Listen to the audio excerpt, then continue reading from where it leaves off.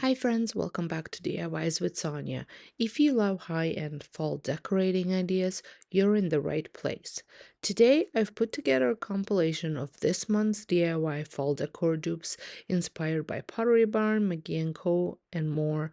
So in case you missed one, you'll be able to catch them all right here in one video.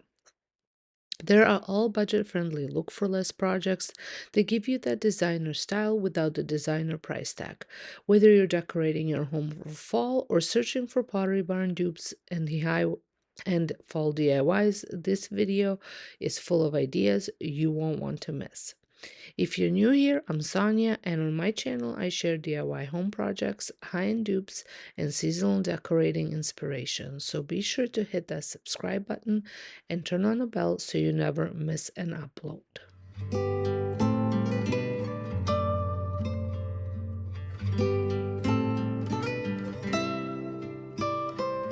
We're kicking things off today with a thrifted glass vase I picked up a few weeks ago for $7.99. I've noticed even thrift store prices are creeping up lately, but I've had this DIY in mind for a while. Pottery Barn has several stunning blue and white vases, and I wanted to try my hand at recreating the look. I'm starting with Dixie Belle's chalk paint in cotton, a lovely soft white.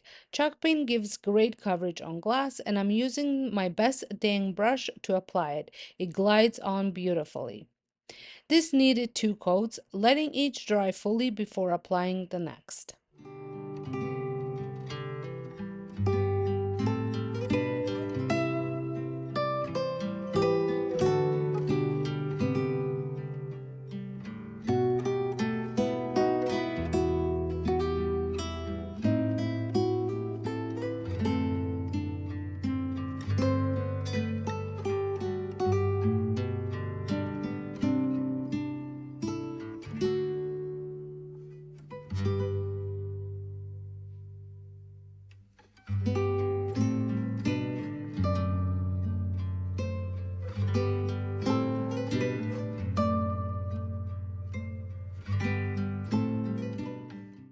Once dry, I used Dixie Belle's cobalt blue chalk paint and a stencil from Bells and Whistles line.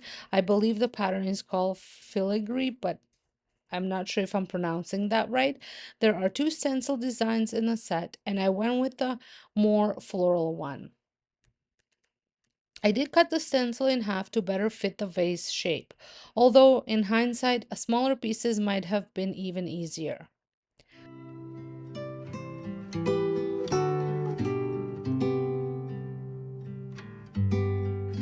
Placing the stencil was a bit tricky, just figuring out where I wanted it, how I wanted it to look, and making sure that it aligns properly with all the curves in the vase.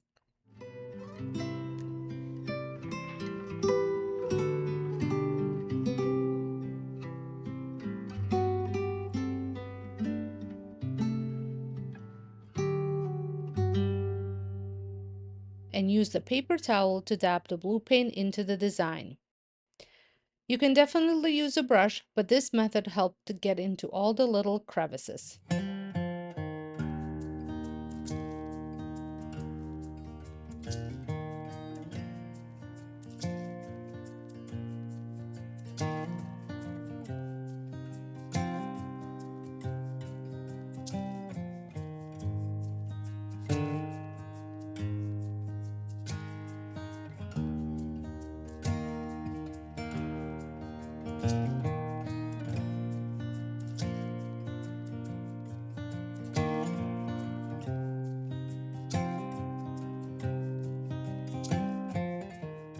Now adding the stencil again to the top, it was again trying to figure out which way looked the best and how to place it. Whether I should use the same one or the other part that I cut off. This stencil is easily cleaned if you clean it right after you use it. So I was cleaning them and letting them dry. You also want to let your paint dry before applying more stencil just to avoid smudging.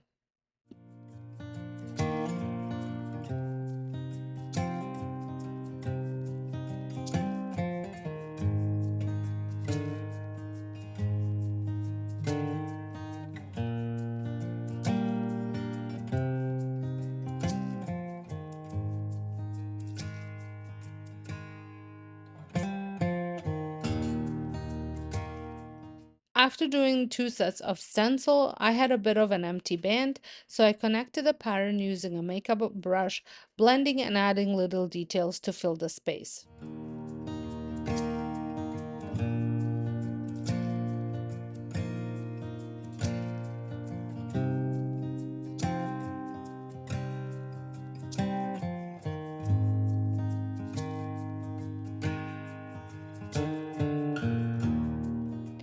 I also added some small circles at the top inspired by the original Pottery Barn piece.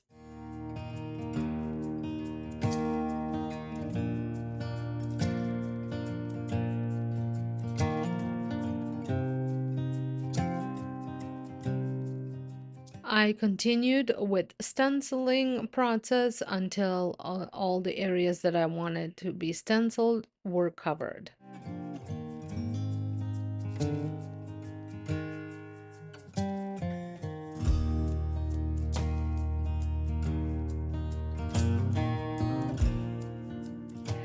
Once I was all done with a stencil, I went in with a thin brush and a little bit more of the cotton white paint just to fix up any smudges or any areas that were a little bit more heavier with the blue paint, and I wanted a little bit more white in there.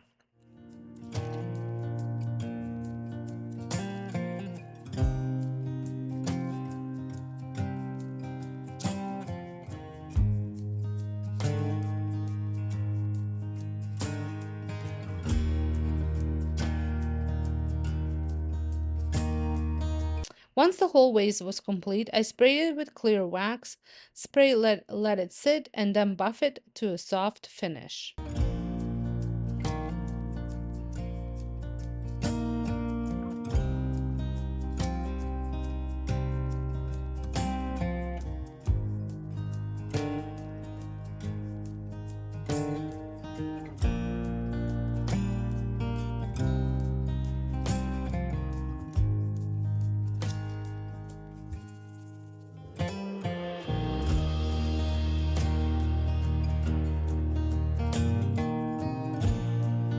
And the result, a handmade looking piece that's full of character. I absolutely love the mix of light and dark blue and how much it pops. It's definitely a conversation starter.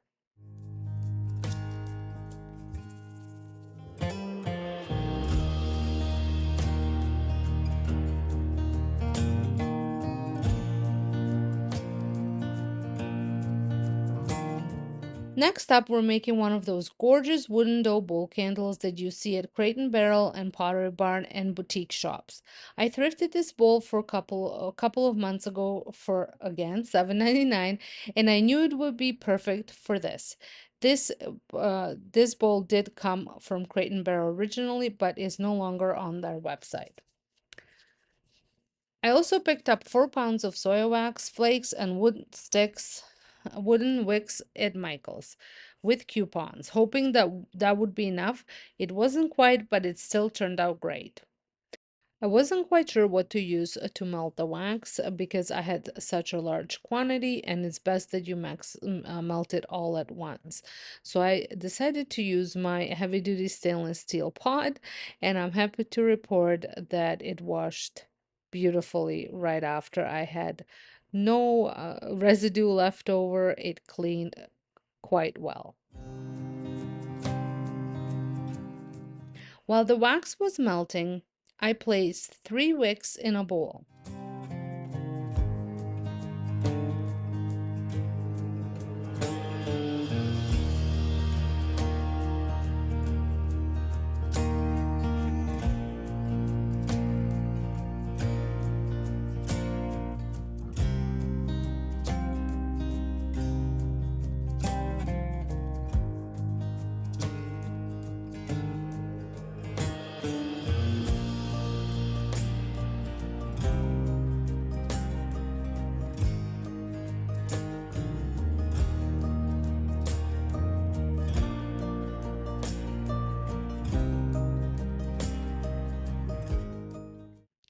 Once melted, I carefully pour the wax. Just be cautious, it's hot and it can splash.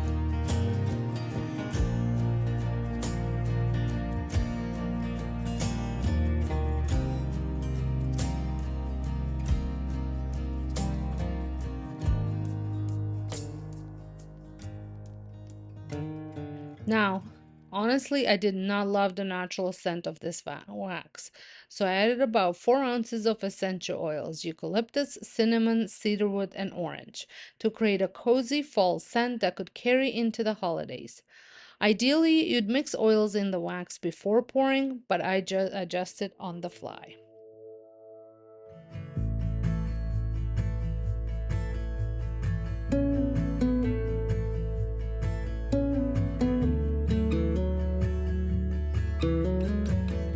Once the wax cooled, I trimmed the wicks and decided not to add more wax. The bowl still looked great, and next time I'll know to buy more flakes.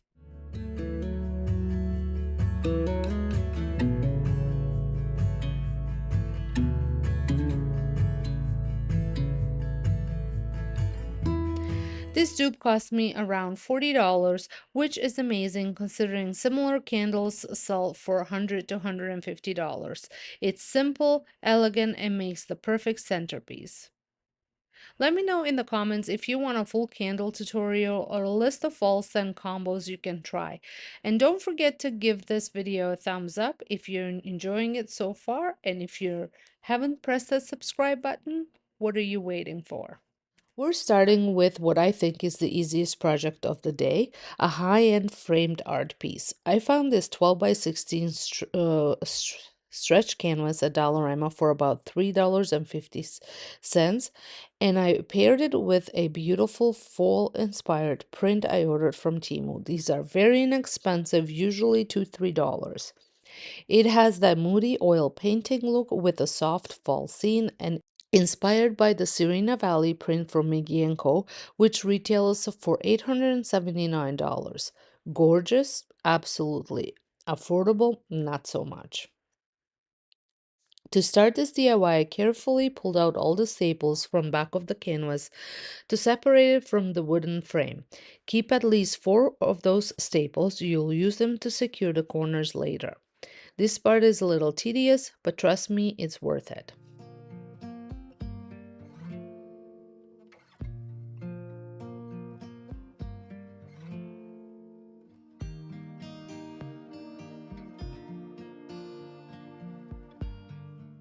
If you have a staple removal, it'll save your hands a lot of work. Also, try to avoid bending the frame as you go. Use the safe staples to secure the corners so they don't pop apart. A dab of wood glue or hot glue in each joint will give it extra strength as well. And also, use a hammer, not the back of the knife, to do this part.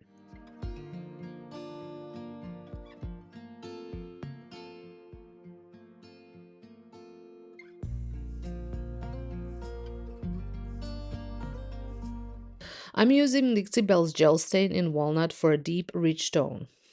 I applied it with the, you can apply this with the cloth or a brush. I did it with a cloth, and I let it sit for a few minutes, then wipe off the excess.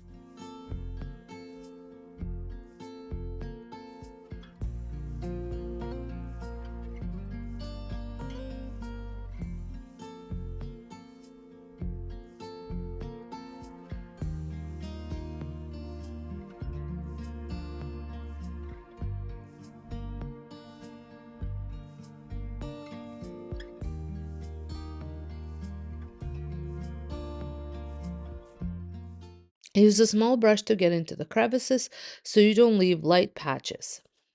You can also do a paint wash if you don't have stain. Mix paint with a bit of water and brush it on us for a similar effect.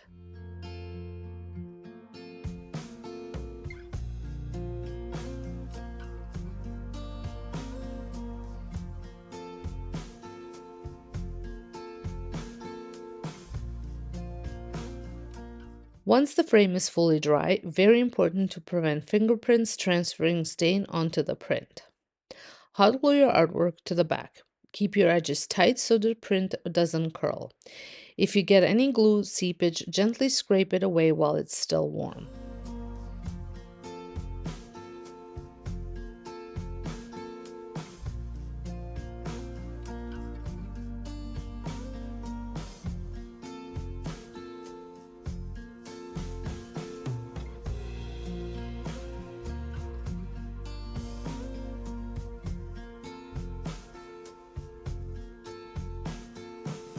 I've shared many different ways to get these prints. Maybe I cannot print them this big at home, but you definitely can take them places to print.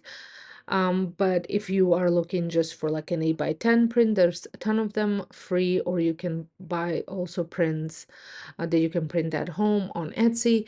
There are many, many choices for you out there.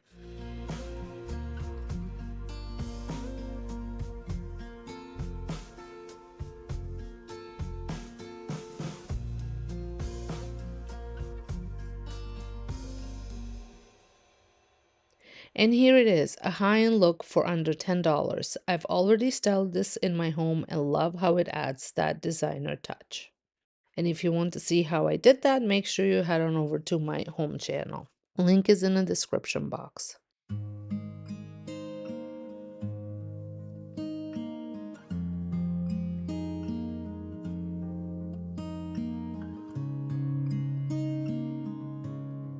Next up, we're recreating Pottery Barn's stunning brass pumpkins, which sell for quite a bit, but we're making them for just a few dollars each. I grabbed several pumpkins from Dollarama. One of those pumpkins I had on hand, so the ones from Dollarama were foam, and the one that I had on hand was made out of clay. I spray painted these first, and I used antique brass as well as black spray paint. I started with an antique spray paint first and then gave them a very light spritz of black spray paint to add the depth. You want to spray in short bursts rather than long sweeps. It helps create that aged metal look.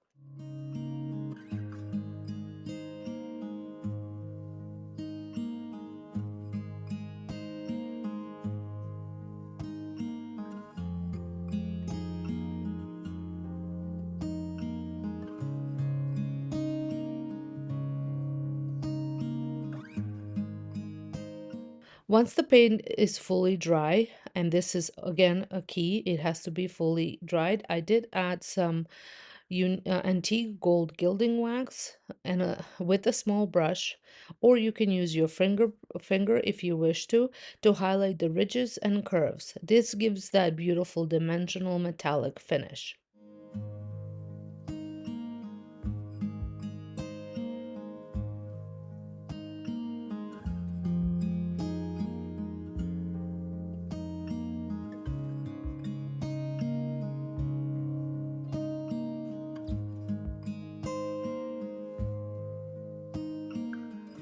And just like that, high-end brass pumpkins for fractions of the price. These look stunning grouped together on a console or as a centerpiece. If you're loving these high-end look for less, now's the perfect time to hit that subscribe button and tap the like. It's free, it helps the channel, and it lets me know to keep bringing you more gorgeous budget-friendly DIYs. These maple leaf cutouts from Dollarama cost about $2 each and immediately reminded me of the Pottery Barn's marble leaf coasters. To start this project, I took off the tassel and the beads. You want to save this for a different project, the tassel and the beads. I think these are such a pretty decor with the tassels, but without them, they look even better. And I love the detailing of the leaf. I coated the leaves in a creamy chalk paint. I used Dixie Belle's Ecru, and make sure to get into all the grooves and paint the backs too.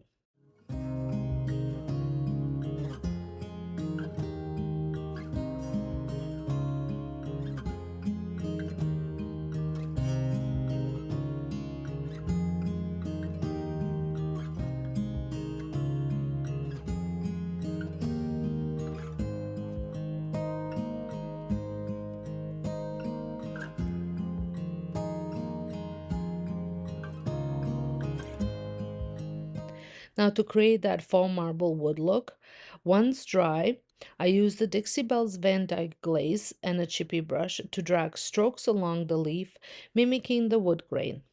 Then I press the glaze into the grooves with the brush and blended it out so it looks all natural.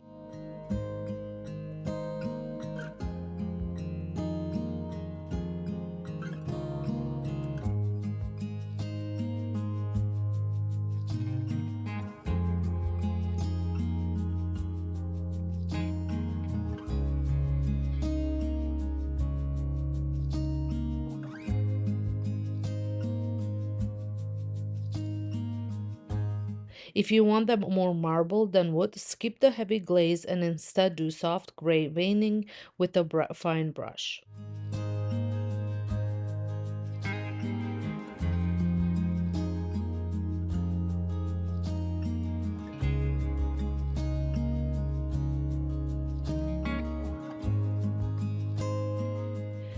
To finish, I finished it with the spray wax to make them a little more stain resistant. Unfortunately, I did not record this step. These turned out so chic, perfect for a coffee table or fall table settings.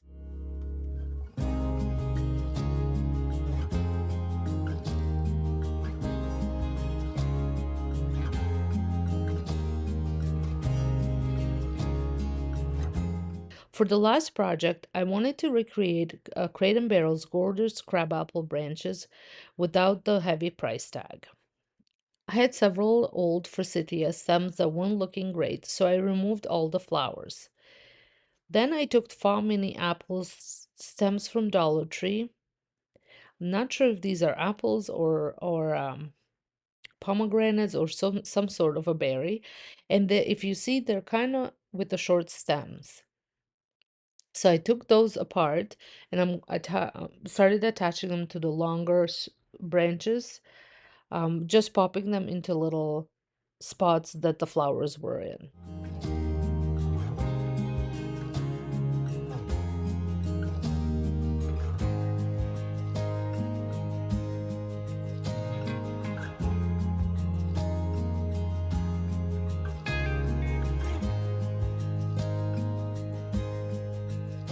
You can also use real branches from your yard for an even more realistic look. Just make sure they are dry.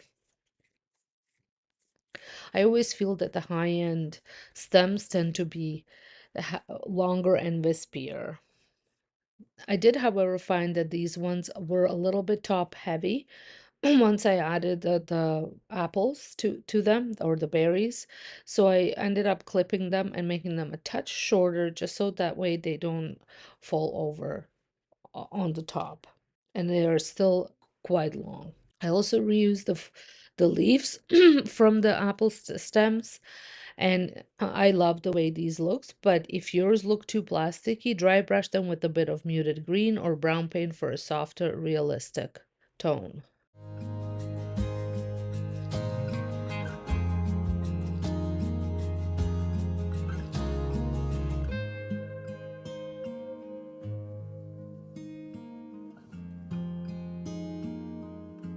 These look beautiful as a standalone statement in a tall vase or mixed into a large fall arrangement.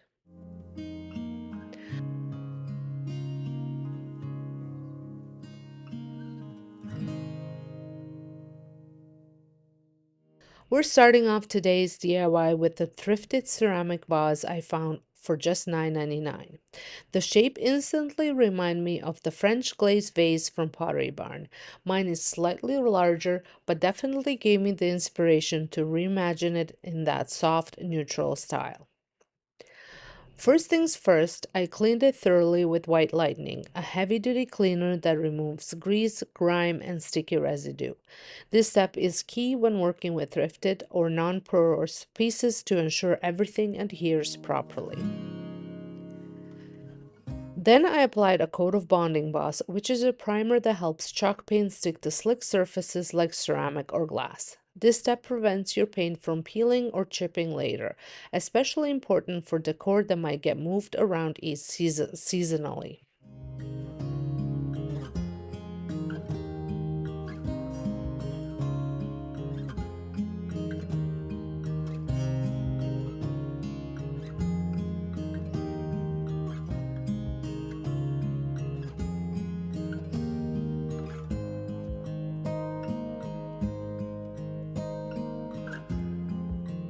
Once the bonding primer dried, pro tip, I placed it outside briefly to speed things up. I went in with burlap chalk paint by Dixie Belle. It's a creamy beige tone that's warm and subtle, but once dry, I felt it needed just a bit more contrast.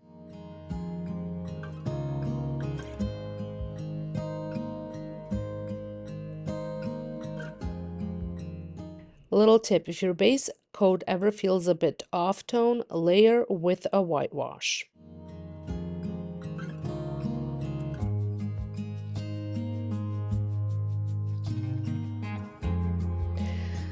To add more interest, I sectioned off the vase and painted the top portion with Hampton olive, a soft muted green that feels very high-end.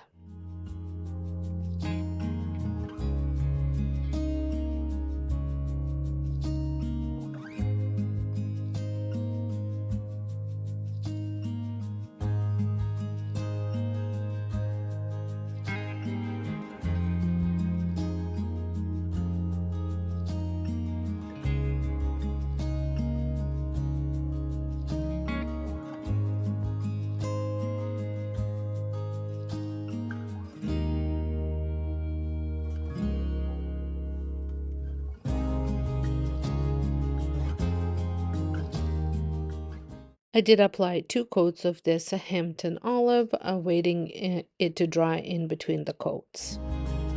Then once everything was fully dry, I mixed cotton chalk paint with a bit of water to create a whitewash and brushed it over the bottom part of the vase. I wiped it back to lighten everything slightly and blended the tones. It gave it that weathered age look that I love in high-end ceramics.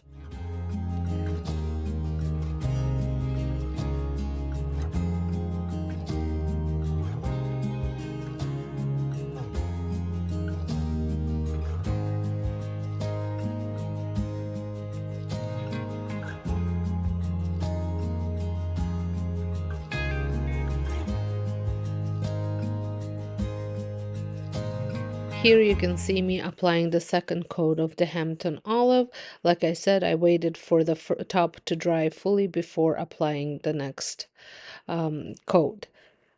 Also, to finish the project off, I did go in and create a line where the 2 colors meet, which was a bit lighter than the bottom color, just to mimic the look that the original piece had.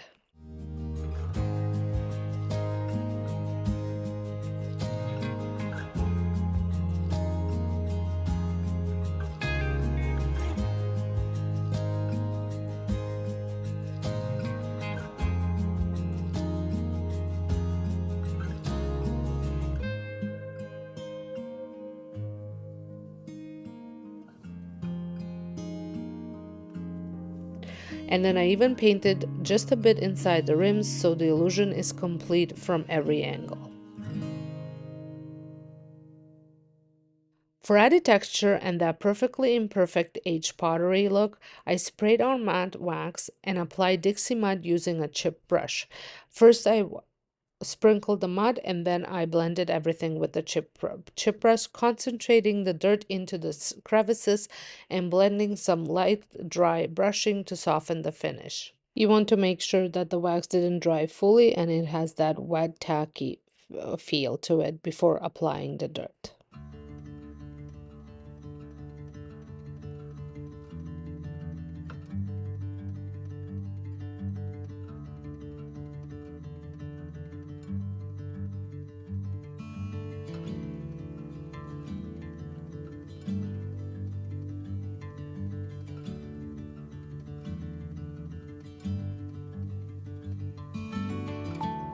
And to blend everything in, I mixed in cotton paint, chalk paint, and the burlap chalk paint and blended all of it in, adding a little bit of paint and a little bit of dirt.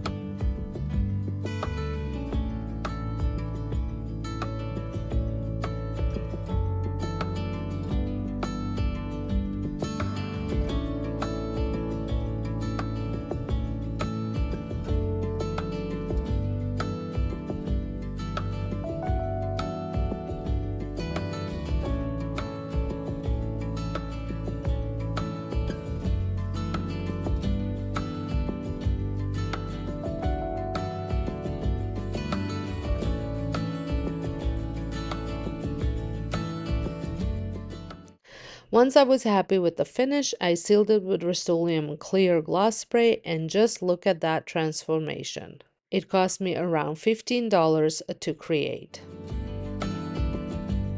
If you're loving these budget-friendly fall dupes so far, don't forget to hit that like button. It really helps my channel grow.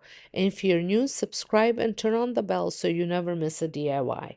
I post lots of Pottery Barn, McGee Co, Crate and Barrel, and so many more high-end store-inspired ideas year-round.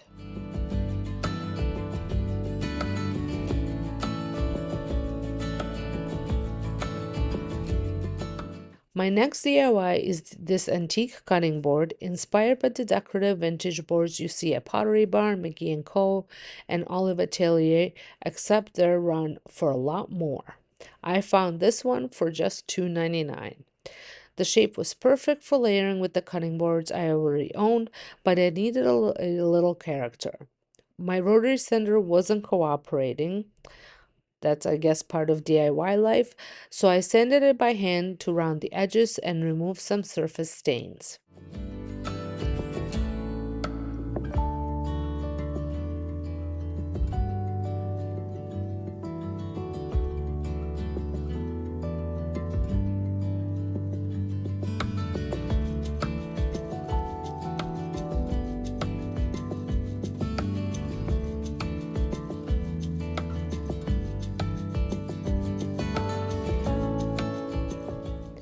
Next, I took a knife and added intentional gouges and scratches to give it that well-used antique vibe.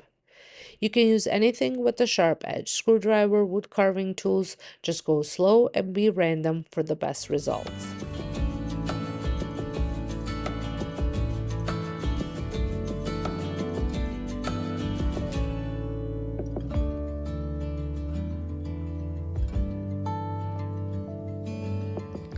I applied Whiskey Barrel Gel Stain by Dixie Belle. This is a water-based gel stain using a paper towel. And this water-based formula is amazing because it neutralizes any orange tones and gives a rich, even color.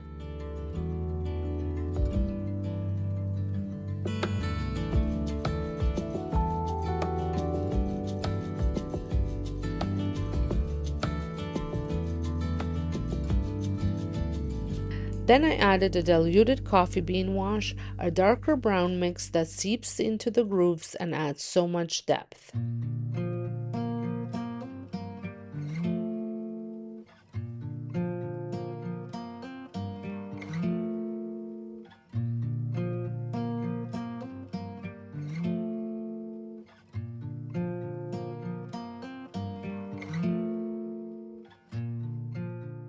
In a few key gouges, I applied paint directly to emphasize them, then wiped it back for that authentic aged feel.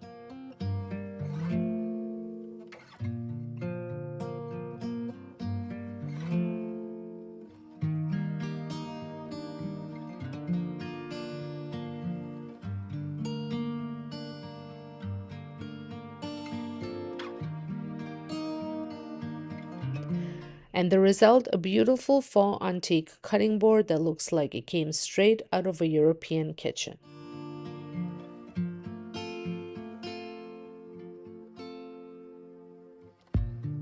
For the last project, I found this ceramic jug at Value Village for $5.99. I knew right away it had McGee Co potential. Their version retails for $38 and once converted to Canadian, let's just say not in the budget. I started with a thorough cleaning, again using that white lightning.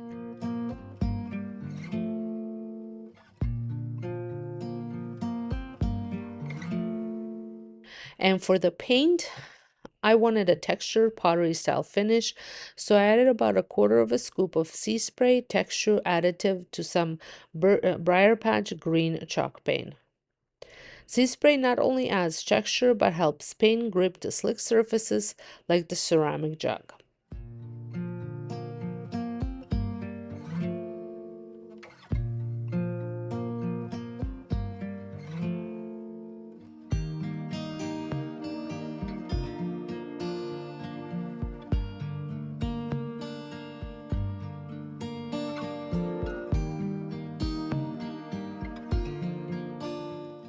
I applied 2 coats for full coverage and also painted the inner rim. When dry, the texture gave it an authentic artisan vibe. It looks like something you'd find at a boutique or designer showroom.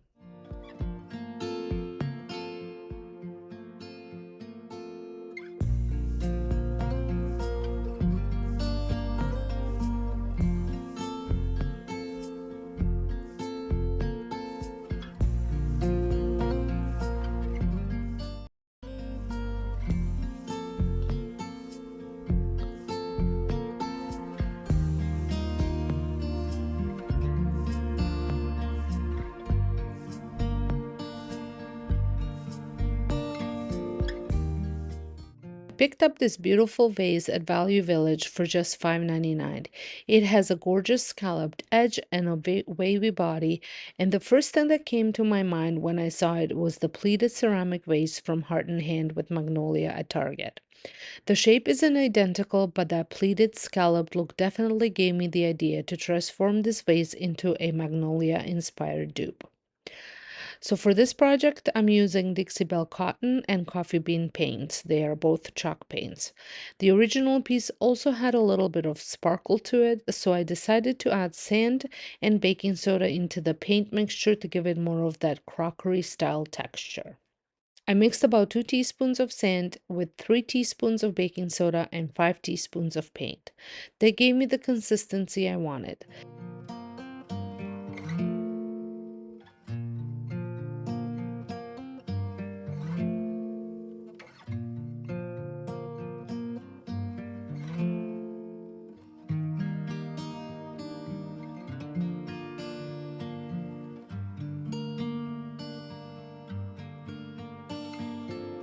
Since this vase is glass, it did take me 2 coats to get full coverage. Glass is always a little tricky because paint doesn't adhere as easily.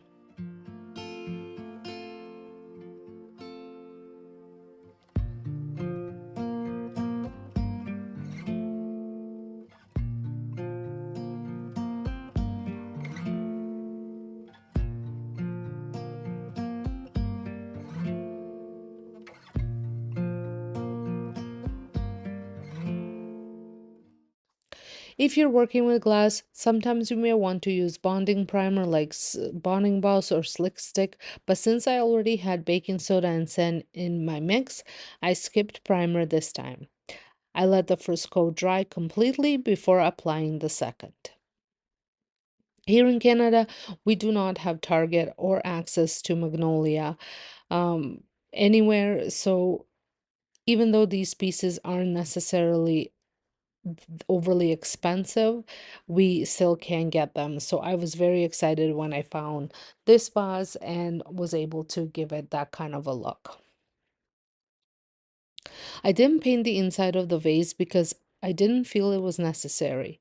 While the second coat was still wet, I went in with coffee bean paint, dry brushing it along the edges and blending it into the cotton base. The original inspiration vase had darker edges, so this helped mimic that look.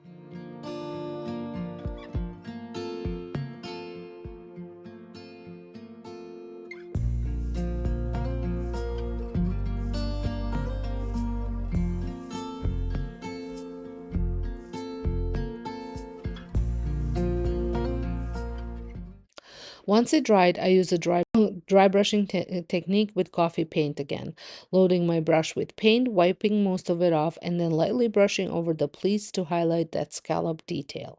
If you go too heavy, you can always blend it back with the base color.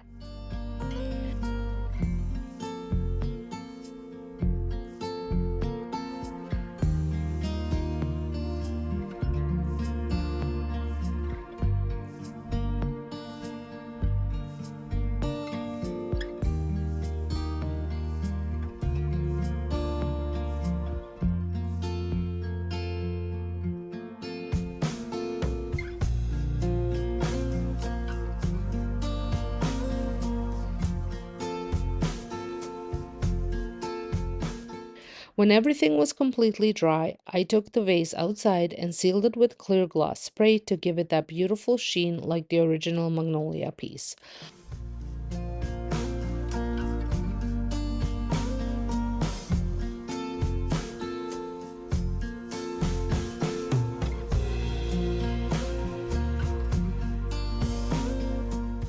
I am so happy with how this turned out. It's such a unique shape and I can't wait to style it for fall.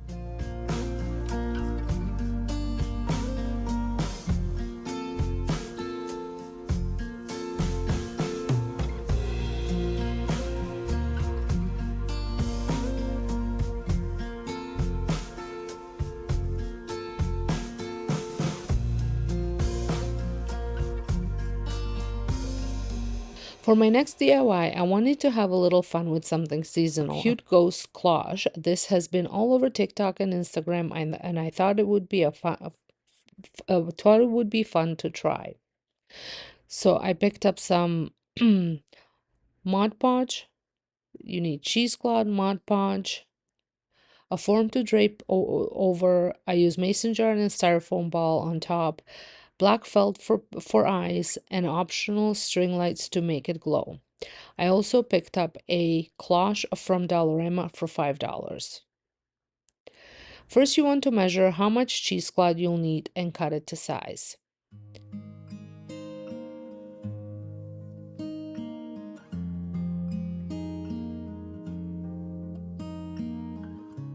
Then mix Mod Podge with water until you get a semi-thick consistency.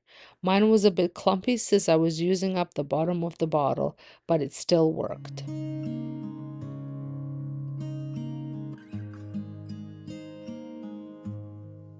Soak the cheesecloth in a mixture and drape it over your form. Shape it the way you want the ghost to look. I bunched some extra fabric at the bottom so it would sit flat, but keep in mind if it touches the paper underneath, it might stick. Mine did, but I was able to carefully pop it off later.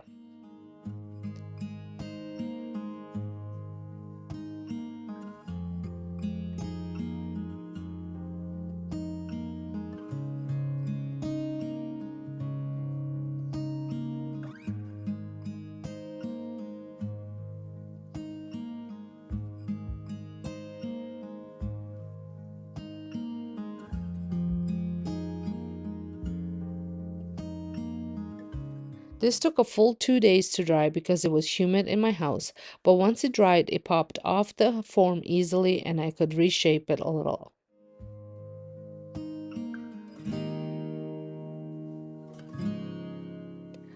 The inspiration for this piece did come from Pottery Barn as they have these ghost cloches and they are a little bit on a higher price than what mine ended up costing me to make. And you can find cloches at thrift stores. I almost every time I go, there is some sort of a cloche there. And or you can just have them freestanding. You don't actually even need the cloche. Next, cut out your eyes from black felt or paper and glue them on. I couldn't find the first set I cut, so I ended up making them a little smaller and I think it turned out even cuter. But before I glued the eyes on, I wanted to make sure that my height was right and I did want to trim some of this bunched up cheesecloth and shape him right to fit into inside of the cloche.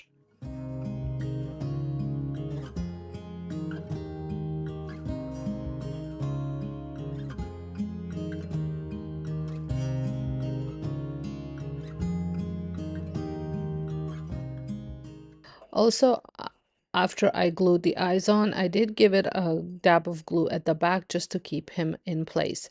I do believe that I made a mistake by spreading the cheesecloth completely and using it just with one side.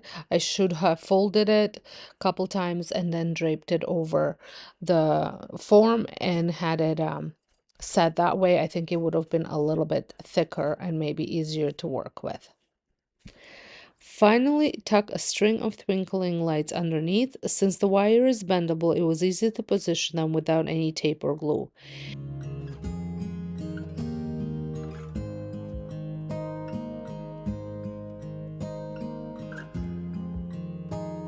And here's the finished look. Such a cute glowing ghost. It's such a seasonal dupe that I might make a few more because they all look so adorable together.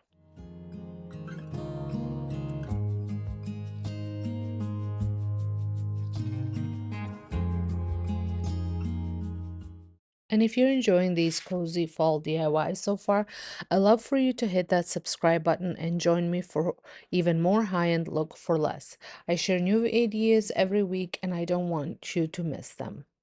For the last project, I'm recreating the beautiful paper-mache pumpkins from Crate and Barrel. Instead of paper-mache, I picked up two pumpkins from Dollarama, one for $3.50 and a smaller one for $2.75, and decided to give them the same look with paint and texture. For this DIY, I am using Dixie Belle burlap and coffee bean chalk paints and sea spray additive, or you can use baking soda if you don't have it. I mixed burlap paint with just a touch of coffee bean to darken it lightly, then added about 3/4 of a scoop of sea spray for texture. My mix was a little too thick, so I added a bit more paint until it was spreadable, following the same measurements but not adding the sea spray.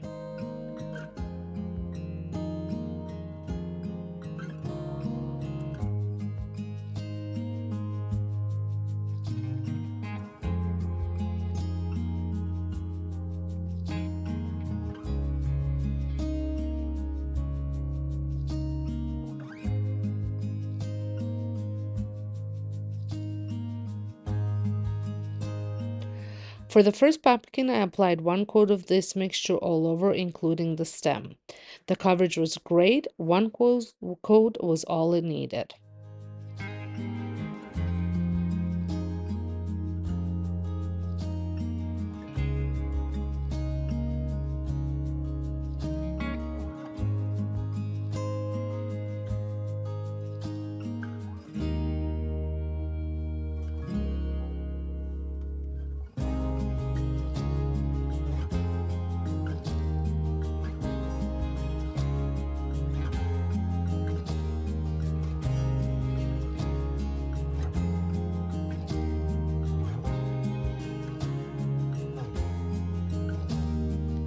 For the second pumpkin, I wanted it darker, so I'm using the same mixture and just adding 2 teaspoons of coffee bean paint to deepen the color and paint the smaller pumpkin in that shade. This spray gives it a beautiful textured finish that looks so close to that Crate and Barrel version. The original paper mache, but I love how this method is quicker, less messy, and just as beautiful.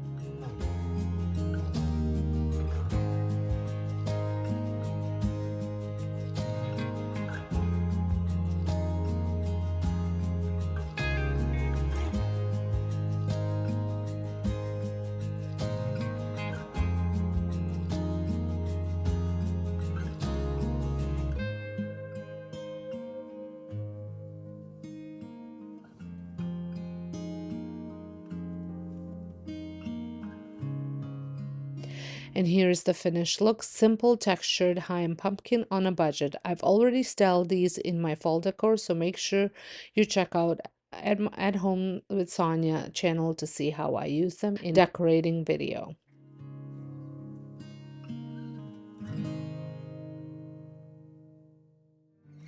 For my first DIY, I picked up these red apples at the dollar store. The color really doesn't matter, but I couldn't thrift any this time, so I grabbed these. They were $2 or $3 for both. What I'm trying to do here is dupe some decorative apples I've seen on Amazon that I really love. On Amazon, they come in a variety of sizes. Mine were both the same size. But if you could find different sizes, it will actually will make the final display look even better. I also grabbed some regular school glue and mixed it with water in equal parts, along with some plain white tissue paper, though again, the color does not matter. One quick tip, as I started applying the glue mixture to the apples, the red color began to bleed through and actually come off the apples. That might just be because they were from the dollar store, but to prevent this, I suggest applying a coat of chalk paint first before paper macheing. I applied about 4 coats total, 2 or 3 coats the first time, and then one more after they fully dried.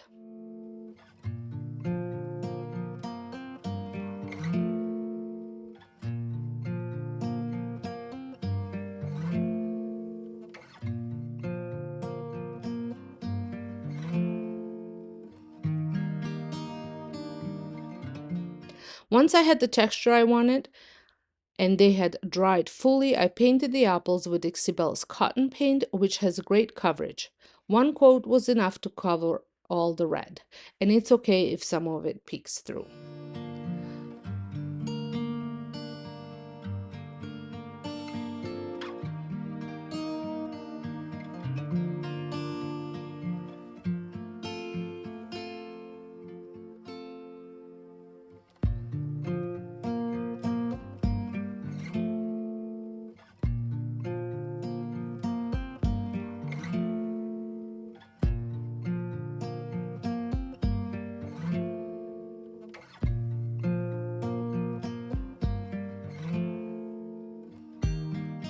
While the paint was still wet, I went in with a sponge, grass sponge that I wetted and dabbed on some Dixie Belle's pine cone, which is a soft greenish brown shade.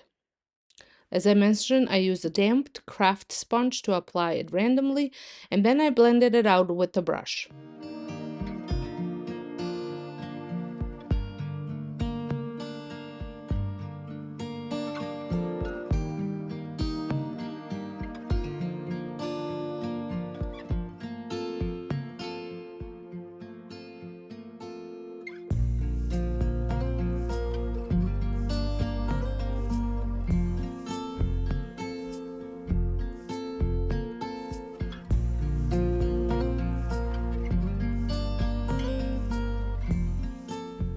I think these apples turned out so cute, and they go perfectly with the earthy, muted fall theme I'm styling with this year.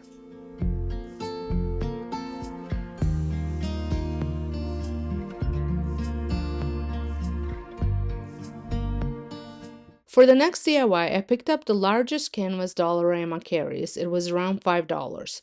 I also used Dixie Belle's Midnight Sky, which is a beautiful deep black paint. I painted the entire canvas, including the sides, with 2 coats for the smoothest finish. You can use any black paint that you like. It does not have to be this specific one.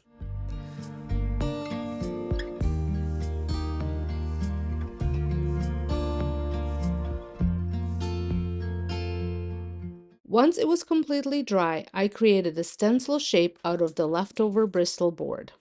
You could also use cardboard, but I found the Bristol board worked well for this project. Then, using drywall compound and glue, I scooped some of the canvas and pressed. I scooped some onto the canvas and pressed, pulling downwards to create raised shapes. The motion of pressing and pulling creates the look of the little ghost figures, inspired by a $90 piece I saw at Michael's. I kept building the texture, filling in any missed spots with a paintbrush until I was happy with the design.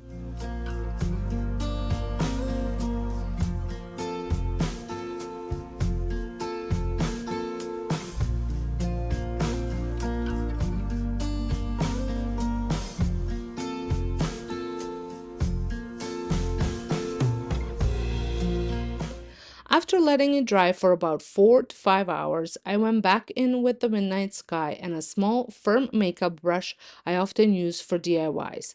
This was perfect for painting on the ghost eyes.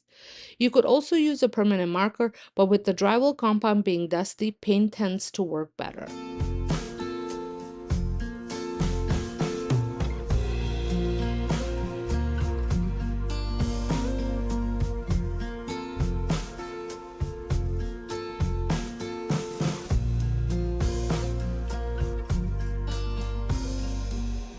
I love how this turned out, such a cute and unique addition to my Halloween decor for this year. Before we jump into the next project, I'd love it if you subscribed and hit that like button. If it not only supports my channel, but also helps me bring you even more look for less DIYs each season. For my third project, I went back to Dollarama and picked up more pumpkins because I just love their shape. They come in variety of sizes, priced between $3.50 and $5. I painted them with Dixie Belle Ecru as the base color. You might have already seen my short on this project earlier this week. Honestly, I love this paint color so much that I could just leave the pumpkin as is. It looks stunning even on its own.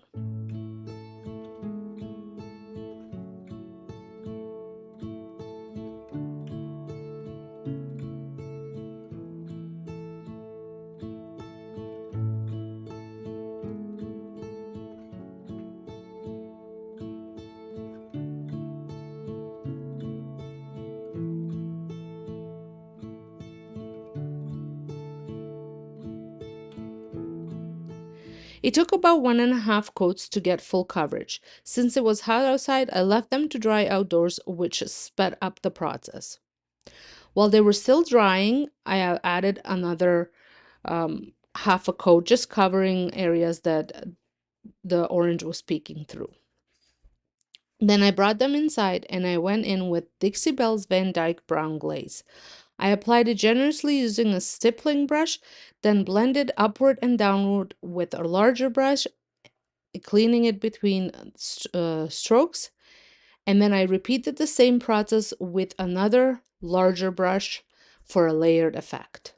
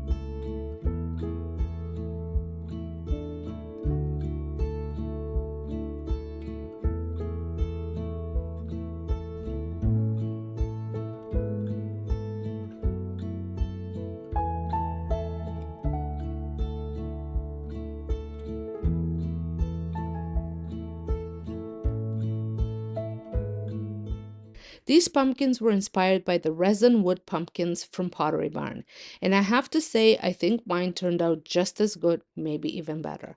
I've already styled them in my entryway, and you'd never know they started as bright orange dollar store pumpkins. Don't forget to cover the stems as well for a complete finish.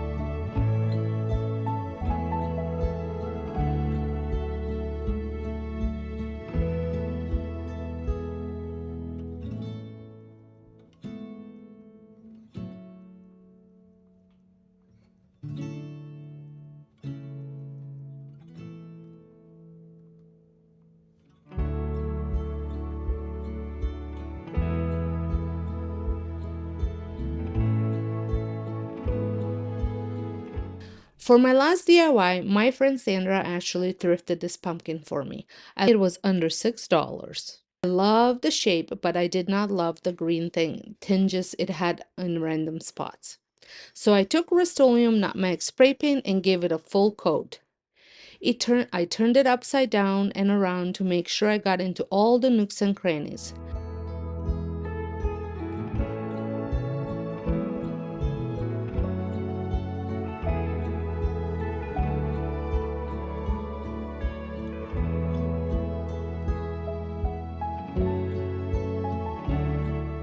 Now it has a beautiful even finish that looks just like the Heim pumpkins you see at Pottery Barn, Crate and Barrel, and some other stores.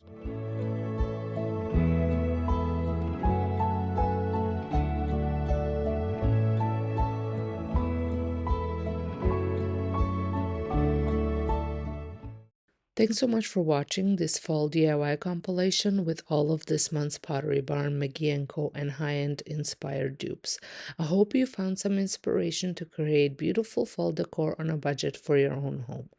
If you enjoyed this DIY fall decorating ideas, don't forget to give this video a thumbs up. It really helps my channel. And I'd love to know in the comments which project was your favorite or what you're planning to DIY this season. Make sure you're subscribed with the bell turned on so you don't miss any of my upcoming high-end DIY dupes and seasonal decorating ideas. Until next time, have a happy DIYing.